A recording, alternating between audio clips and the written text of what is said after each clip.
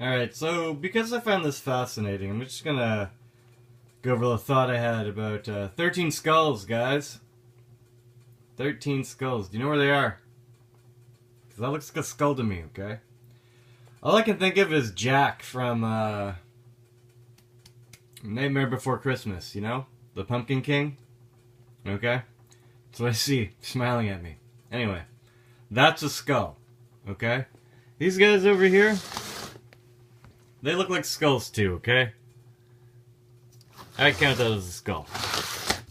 And that guy over here, that's a skull. Okay? Skull, skull, skull, skull. Okay? So that would make 7 skulls. Okay? So where are the remaining 6 skulls? Okay?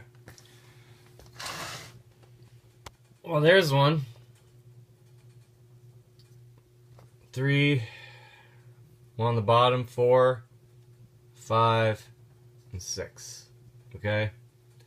You need these. They're important, guys.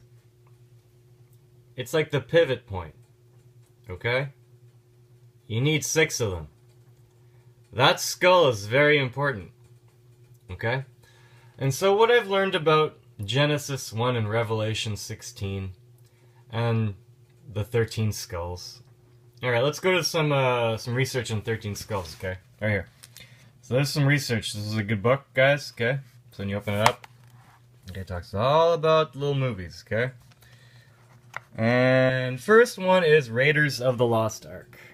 Okay? I know I've done this before, but Raiders of the Lost Ark. It gives you the idea that it has to be in a box, okay?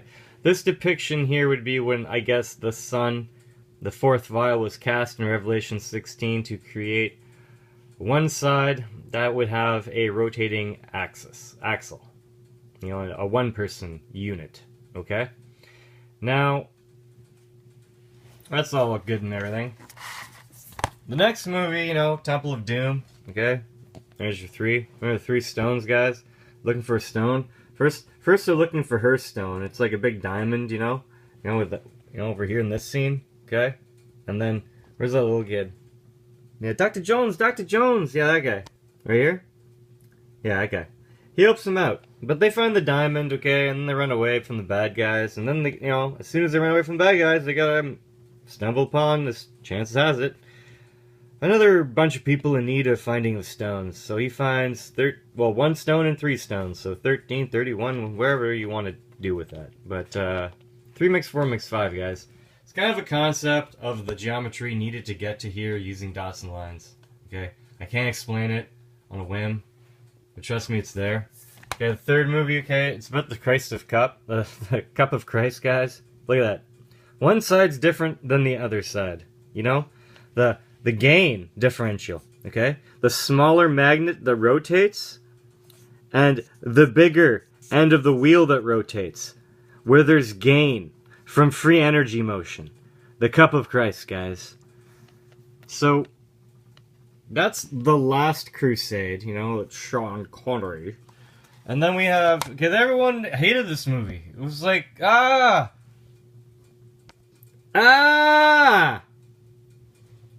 hat!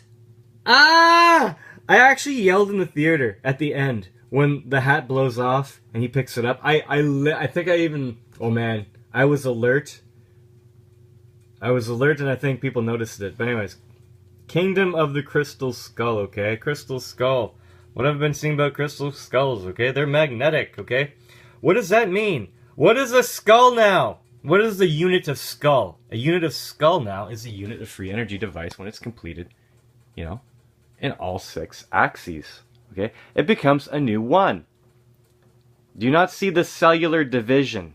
Do you not understand the cellular reality that you live in? Do you not understand the cellular concept of free energy? Okay? It's cellular. A cell, a completed cell, is now a one of something bigger, of the next dimension, of consciousness. I don't know, guys. I think I'm making the V here, okay? I make the V because 3 makes 4 makes 5. That's my channel. That's the little picture that goes on the channel, okay? So we talk about skulls, okay? The 13th skull, the one to complete it? The one to complete it, guys. The one that you place wherever, and it like you put the lid on the box. Okay, when you put the lid on the box and you drop the solenoid part into the magnet ring, shit gets real, guys. You know? And why would you want to open it after shit got real and everything was working fine? You know? What happens when you open it, guys?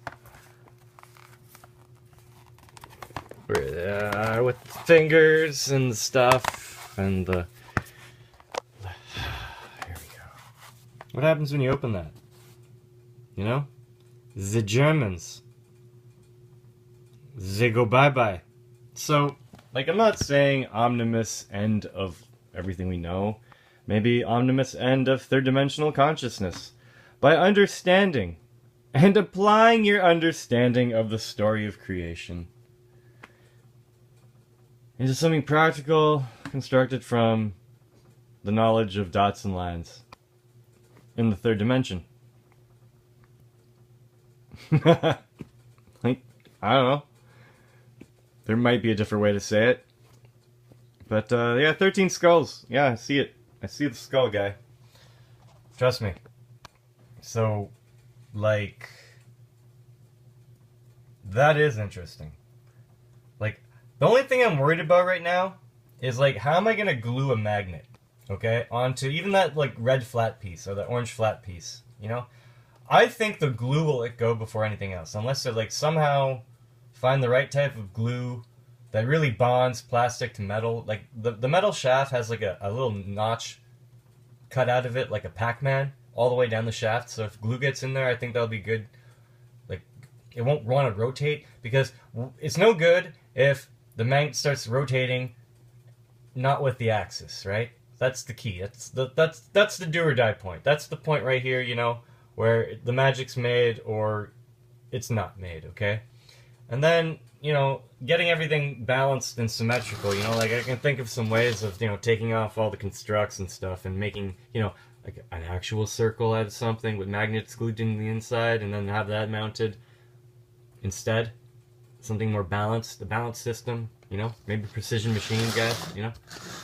But yeah, that's the fail point, I think. You know, like if it gets anywhere, if the shaft starts spinning and nothing else starts to spin with it, that's kind of like, that's why I think this will fail. It's not really, you know, I'd say production grade, but it is definitely worthy of noting if the little science experiment works.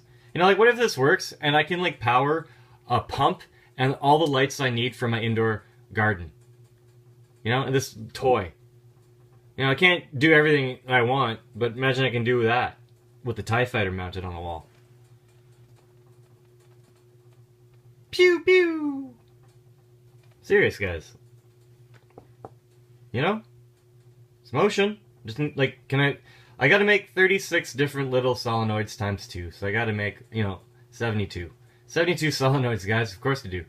72 solenoids, they're like little tiny, I can wind them around like toothpicks or something. I don't know, I'll figure out how I have to wind them, but they're little tiny things that have a little space, a finite space to be in. And then around that I have to build 2 rings and glue magnets to them and order different rounds of magnets to glue. Anyways, yep, I definitely see it, guys. Crystal Skull.